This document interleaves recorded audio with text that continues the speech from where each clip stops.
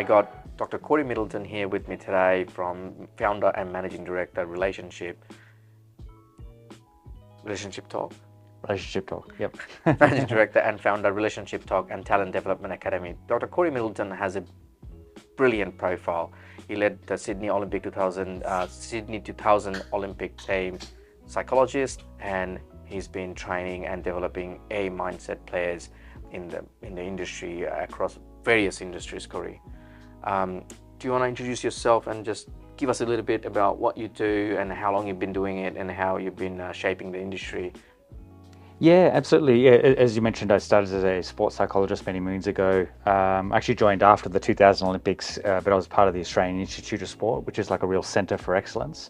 And we obviously, coming off the back of our 2000 home Olympics here in Sydney, we wanted to do a ton of research to see if we could keep going, keep building on that kind of success. So as a psychologist in that department, basically commenced some work to research the best of the best, world champions, gold medalists, world record holders, anyone who'd been there and done it, and preferably if they'd done it a couple of times, to sort of like really study these individuals as like examples of pure excellence in their mindset. And to basically from that sort of find out like what's the pattern of thinking that kind of motivates them, makes them feel confident when the cards are against them, brings out the best when it absolutely counts. So with that, basically build a model of mental toughness and an assessment sort of framework to basically understand what it is, and then to off the back of that actually learn to train that in individuals. So how did you, like, obviously, like we know as an industry individual, you have done some fantastic work, and you have worked with us as well as a growing organization, as an emerging business in the aged care industry. I want people to know, and for us to even know, an untapped side of you, which is your personal story with the aging Australia, or your personal story about your aging parents or grandparents, or what is your current experience? Yeah, I actually got into this entire field because of my grandfather, actually. So, growing up, I remember being, 13, 14, 15, my grandfather had a Monday to Friday job, but he had a hobby farm on the weekend, and it was I grew up in Canberra. His hobby farm was about an hour out of Canberra, so every Friday afternoon we'd load up the truck and we sort of go out to the farm and we'd do all farm activities and stuff out there. But on the way out Friday afternoon, he'd always stop at the Captain's Flat pub, actually. So and there was always a pool comp there, so he taught me to play pool, and but through the teaching of how to play pool, it was all about strategy and control and controlling the white ball and all that sort of stuff. And I actually remember as being a 15-year-old, I actually won the pool comp. I ended up playing the owner of the pub. It was their table, and I beat them in the final. So wow. There's a lot of stuff that I learnt there around the importance of mindset in overcoming whatever you're up against. And so it was that piece that just really stuck with me, both through my education, through things that I've been challenged with in my own life.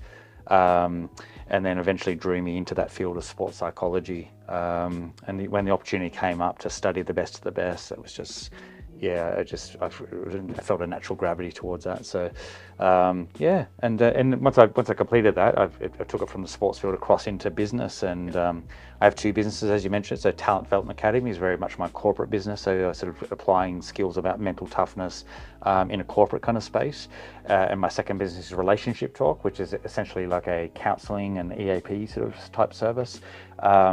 But that's sort of, again, providing, for every single person, the mental skills training to help overcome the pressures of change and relationship dynamics and stresses at work and all that sort of thing. So and your grandfather, like, we're going to go back to that one, and we're going to dig deep a little bit into that one, right? So did he grow old in his own home, or he went to a nursing home? So what happened there? Yeah, so he ended up passing with lung cancer. So he met his wife when they were 15, 16, and just love of a lifetime, and were very much in love and very close all the way through to his passing. But in the last couple of years, obviously being diagnosed with lung cancer. And then that progressing through that period, at home the entire time.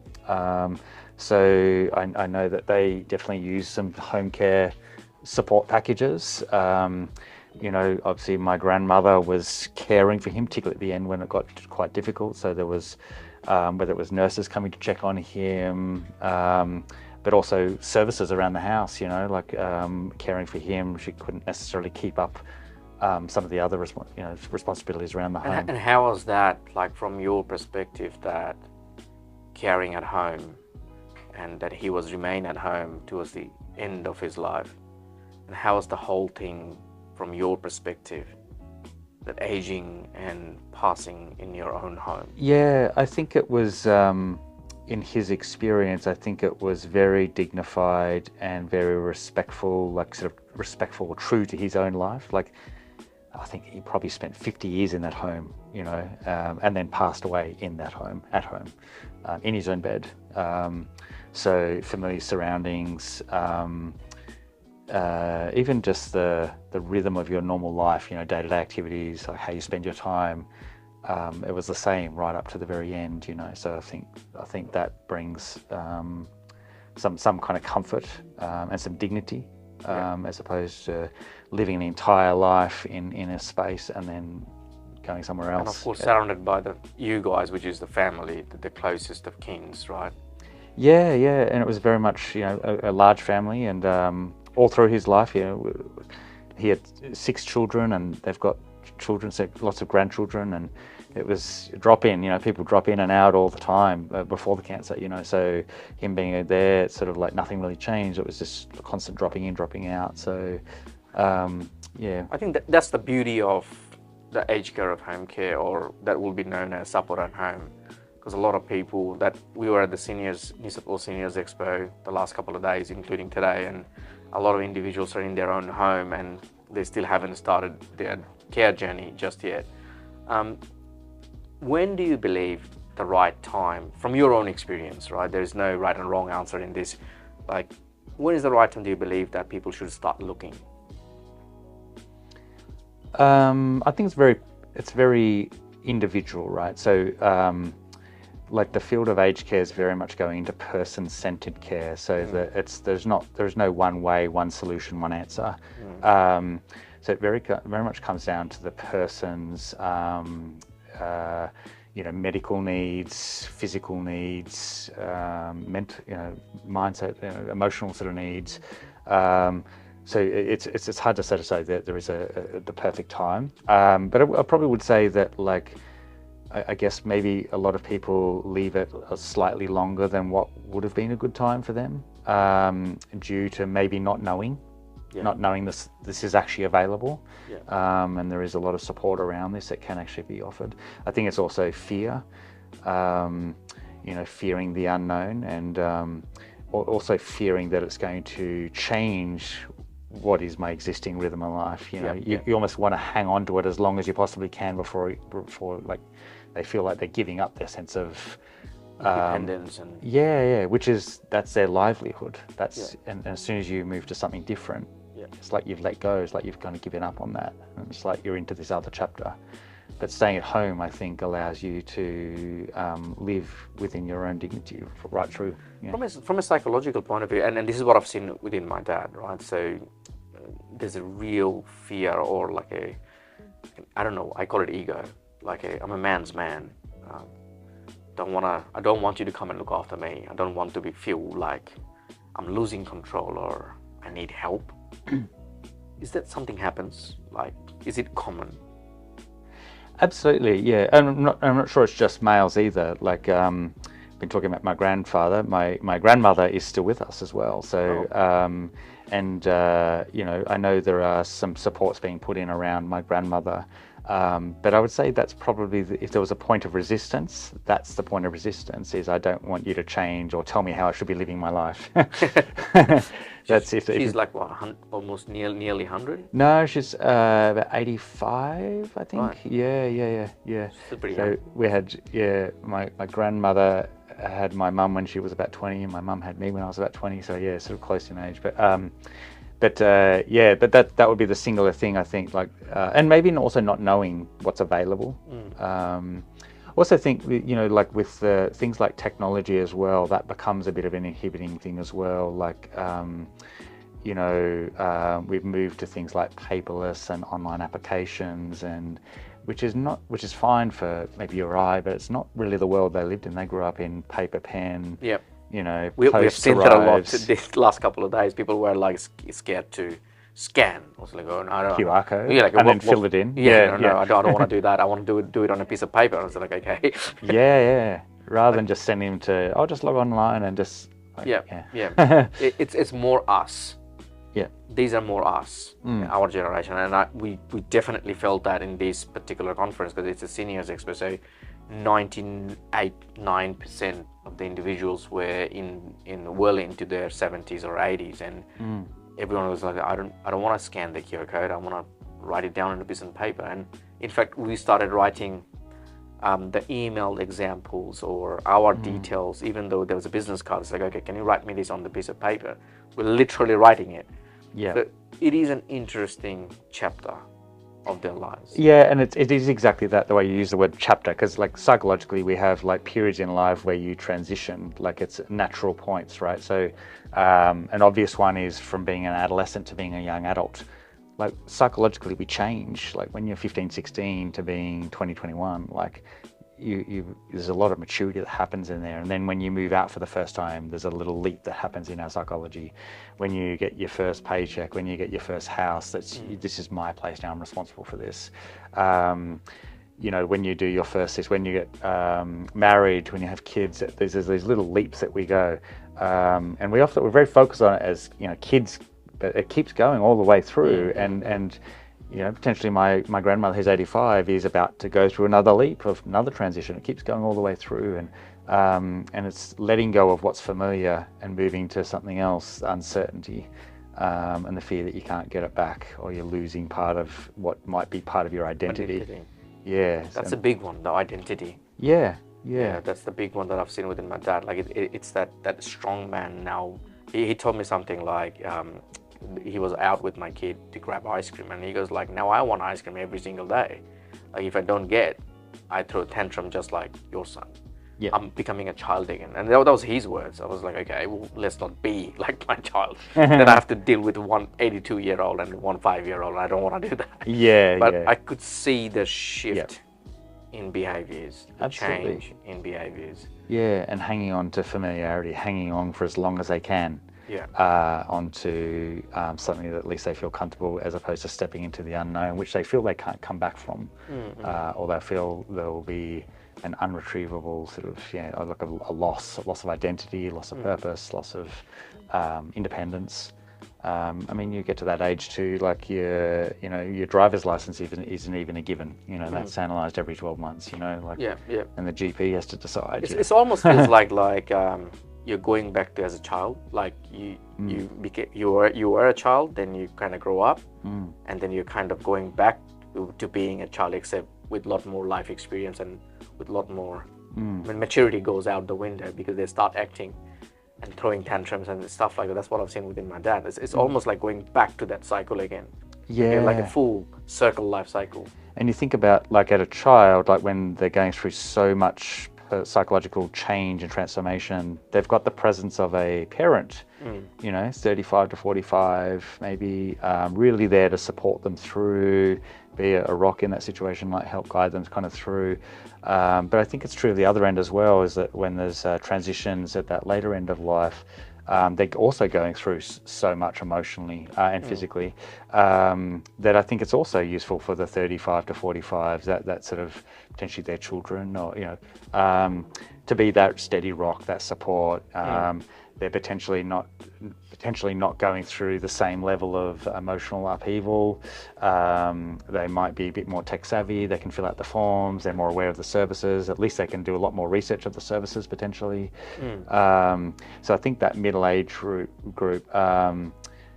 parents or children of parents, they have a great role to play in all of this, not just for their kids, but for the grandparents. This conversation will lead into some things that I am facing at the moment in our clients, and this is the perfect moment to actually talk about that. Like, I know that you talk about different communication style, parent-child, adult communication. As a 30, 40-year-old, what would be your recommendation style to talk to parents or grandparents who are in their 80s or 90s? One of the recent cases that I can share with you is basically this particular family where she's one of our clients, and she's continuously putting herself in danger. We have put all the measures in place, and she's been told by the family, like, Mom, let's not go to the garden. The garden is, I know that you love going to the garden, and we will give you the support to get to the garden.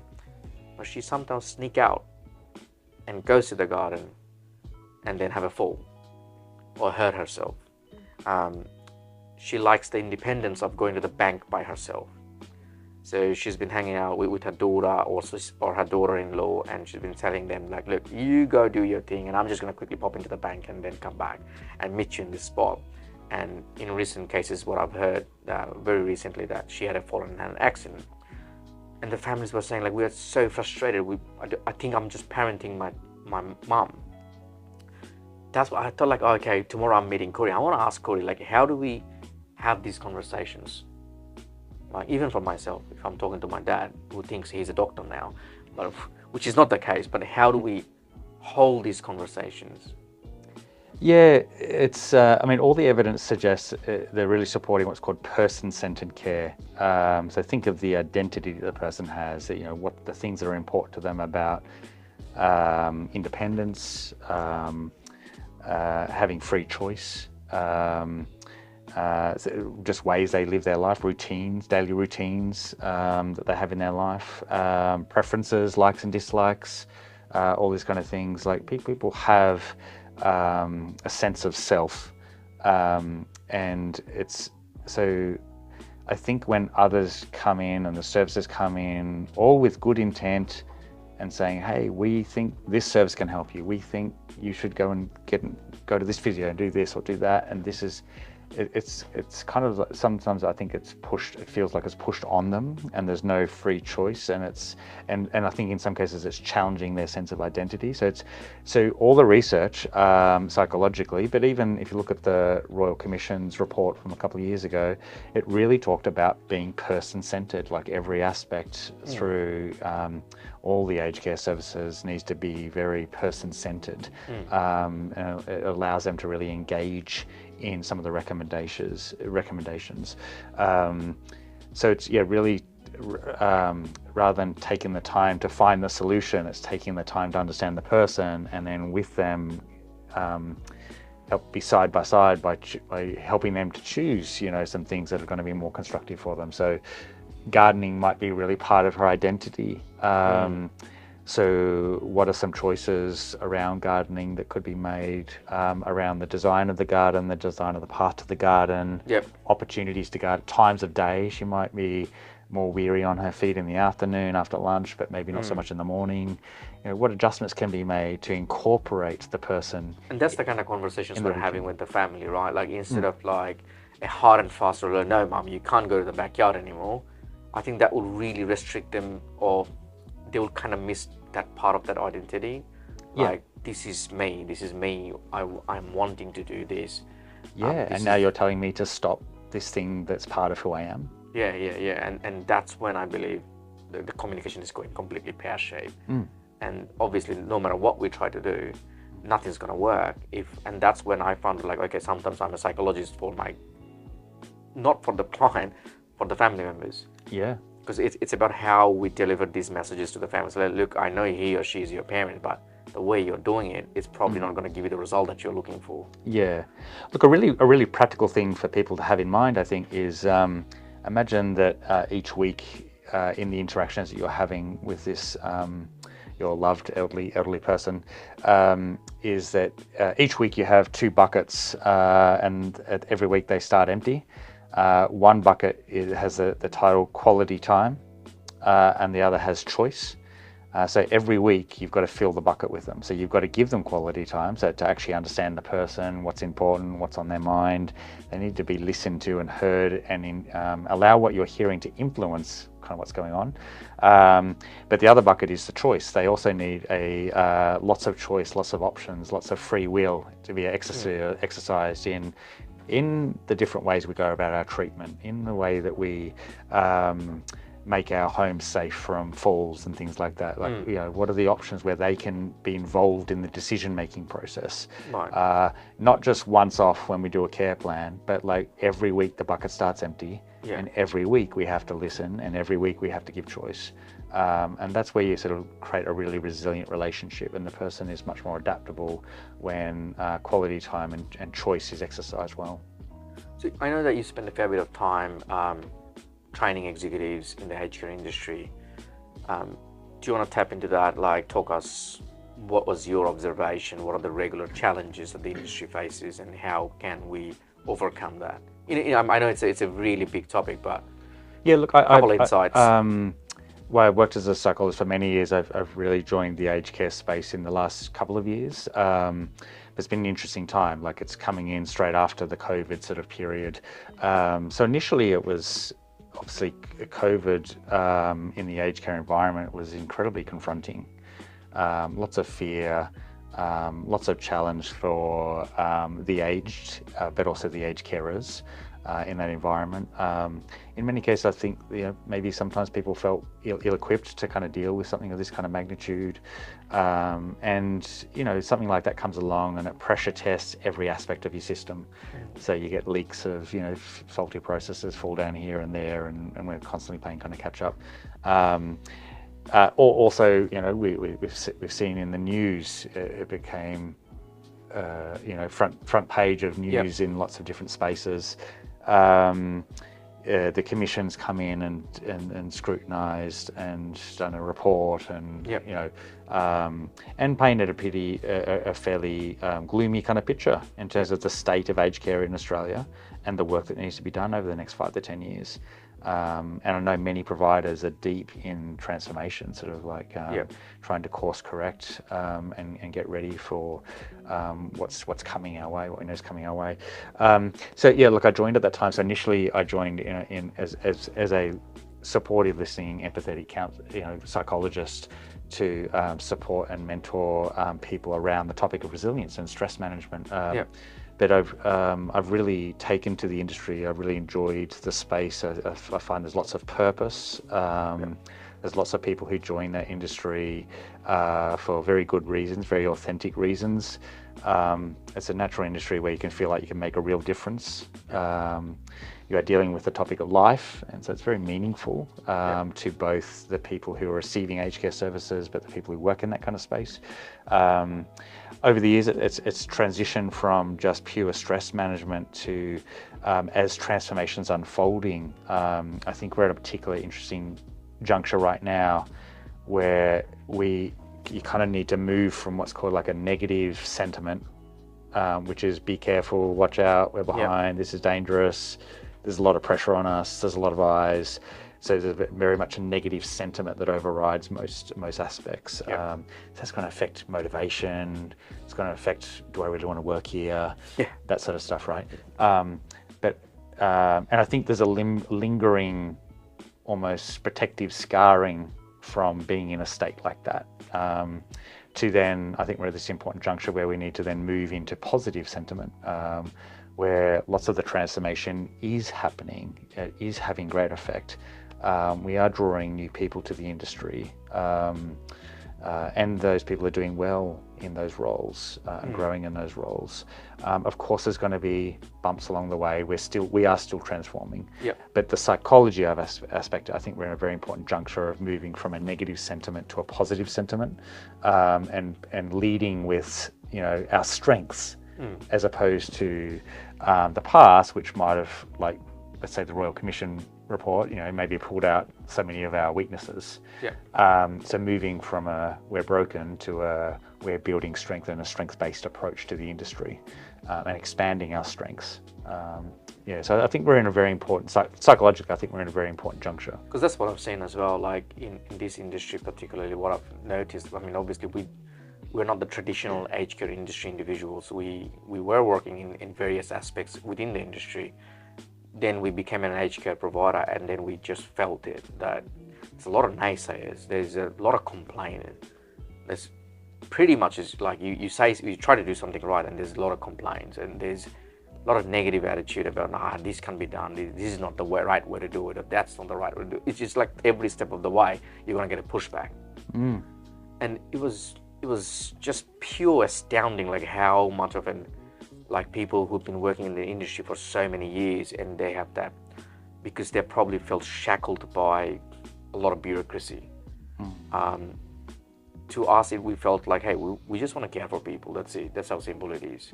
And how do we do it in such a simple manner, right? At the end of the day, the job is very simple. You get out of the door, you go to someone's home, and you look after them as best as you can, with the choice and controls given, with the right communication process, and do the right thing. In a simple way, do the right thing. Yeah. If you see any problem, root it out, refresh, rinse, repeat. Yeah. It's hard not to, right? Like, I mean, I started this my whole psychological career focused on mental toughness, which is the brain itself being tough from the inside out. But you put that brain in an entire environment and system that is scrutinized, that needs major overhauls and transformation. People who might have been in the industry for 10, 15, 20 plus years and now told that's not good enough, we need to, that old way worked then, but it doesn't work now. You've got to change and transform, and that's not always communicated well around why we need to change. What's wrong with the old way, So I don't care how tough the brain is when it's surrounded by a sea of concern and perceived criticism. It's not necessarily criticism, but it can be perceived as criticism. It's hard for the brain not to get into negative sentiment override. So this is where I think this juncture is very important. I don't think the brain itself will be the answer to creating positive sentiment. We have to create the culture within aged care, that we're moving in the right direction. Leaders, positive relationship with the commission, auditors, staff, managers at every level, but also, like the residents, the recipients of aged care services themselves. They see the news, they see the reports, journalists, the papers, and their families who are very concerned for the elderly, but they're also armed with whatever's being put out in the papers as well. So everyone almost has to take a turn to more of a strength-based approach as opposed to that fear approach. I get it, there's no blame. I think that clearly the system needed some overhauling in certain areas, but it has sort of created a psychology of like, oh, we're under the pump here. And now it's kind of moving to more positive psychology for us to kind of build on this great transformation that we've started. So how do you see, like, we're almost towards the end, how do you see hope and optimism working in aged care? Because I'm really big on these two words. Me as an outwardly person, like I really thrive in, like when I first started in this industry, I was like, oh geez, there's so much pushback. Like every step of the way, you can't do this, you can't do this, you can't do this. How do you see hope and optimism transforming this industry? Yeah, the hope and optimism, like I've used the word negative and positive sentiment. So it is one area, so optimism I'd put in the positive sentiment sort of bucket. It is one area that is fairly black and white in our brain, positive or negative. It's hard to kind of feel completely, absolutely nothing about it. You tip one way or another, even if it's just fractionally one side or the other. But so if I move into hope and optimism and this positive sentiment override, and I use the word, I'm now throwing on the word override at the end, like a positive sentiment, if I'm living, breathing, thinking, feeling more positive sentiment, it does actually start to override my perception of things. So I have a healthy judgment of things. I have a healthy perception. I don't react to everything. I don't believe every story I hear. If something negative comes in, I don't necessarily take it as a negative. I might take it as a lesson I'll learn, and learn to just see it as a clue that I could use to evolve something else. You know, that's what happens when we're in hope and positivity. Where if we stay in the negative sentiment overrides. So even if I've had a good service, it's like, oh, it's just that person, because the company, I don't like the company. Yeah. The negative sentiment overrides the whole thing. Like, Yeah. Oh, it's just a one-off. I bet they'll be back to their whinging self next week. Yeah. Oh, they're just treating me like a number. Yeah. Oh, they actually asked you how you were, and but my negative sentiment overrides. I'm assuming that it's not personal. I'm assuming that, you know, negative perceptions and reads into things. And so my starting point, if I start with a negative sentiment or start with a positive, it starts to shape my experience of ordinary things that are going on. Interesting, it's actually even if you get into negative sentiment override, it actually even rewrites your memories. Wow. Yeah. So you actually have more of a negative memory of things. Like, it wasn't as good as I remember it. As I thought it was. Yep. So putting us into hope not only helps us to deal with the now, but also helps us to be grateful for the life that we have had to this point. And yeah, we had some tough times through COVID, but the positive sentiment might also recognize the periods of joy that might have been in there, or the periods of connection, even though there also might have been periods of disconnection, but you might actually remember some connecting moments in there and how it's changed us for the better, not necessarily for the worse. So. Well, thank you, Dr. Cory Middleton, for taking your time and explaining, and obviously joining this podcast and sharing your own experiences in aged care. I think a lot of people will get a real good insight into it. There's a lot of great insight you have shared with us today.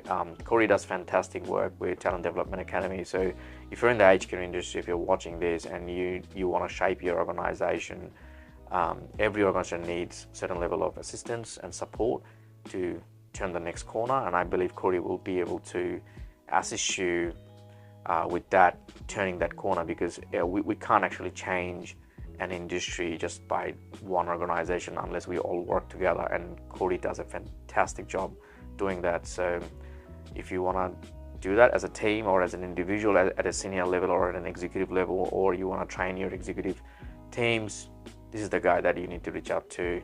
Hit him up in LinkedIn, or reach out to him in LinkedIn, more professional way. Don't hit him up, just message him in LinkedIn. And yeah, Cory does fantastic work, and he has got loads of experience, and I know for a fact he's been shaping Salveo Home Care, turning that corner. Thank you, Cory. Thanks for joining us. We appreciate your time, and we'll catch him next time. Thank you, Archie. Enjoyed the conversation. Thank you. Cheers.